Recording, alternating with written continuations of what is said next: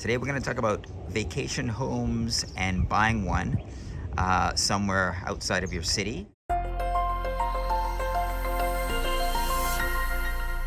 Andrew Hasman here from Remax, and obviously for many Vancouverites, owning a home down in the desert is very appealing. I mean, who wouldn't want to have this view, say in the months of January, February, March, when it's raining and gloomy in Vancouver? 2.5 hours on a plane, and you're down here in beautiful Phoenix, Arizona, or Palm Springs, or anywhere else that's kind of in the Sun Belt. So very, very appealing to many Canadians to own vacation rentals. So lots of things to consider. Speaking from experience, if you're thinking of buying a home down in the Sun Belt, obviously tax considerations, and of course I'm not a tax expert, so it's always a great idea if you're going to be considering buying a property down south or in any other foreign country, are the tax implications. So definitely something you want to speak to your accountant about or financial advisor to see if that's something that is a good fit for you, because there are tax implications of buying, especially in the States. And you want to make sure you're not getting into a situation that's going to cause a tax headache down the road. So that's one big thing.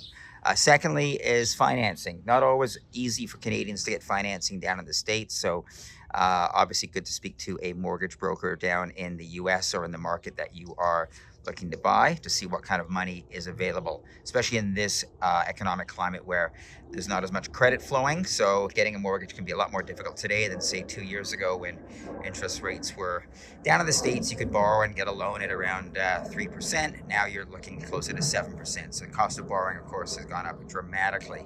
Other thing is, are you buying this home to rent it out, or are you going to buy this home and just keep it for your family and friends to enjoy? If it's going to be a rental property like Airbnb or VRBO, you absolutely need to check with local authorities, the city that you're buying in, to ensure, or at least to find out, what the vacation short-term rental policy is in that area. For instance, many cities across Canada too, but down in the States, minimum 30-day rentals, not all, but some. And there's also additional taxes, city taxes payable by short-term rentals as well. So you just want to know what the ins and outs are, what the local regulations are regarding short-term rentals. Can you rent for 7 days minimum, or is it 30 days, or whatever it is? Be aware of what those tax implications or the city policies are regarding vacation rentals.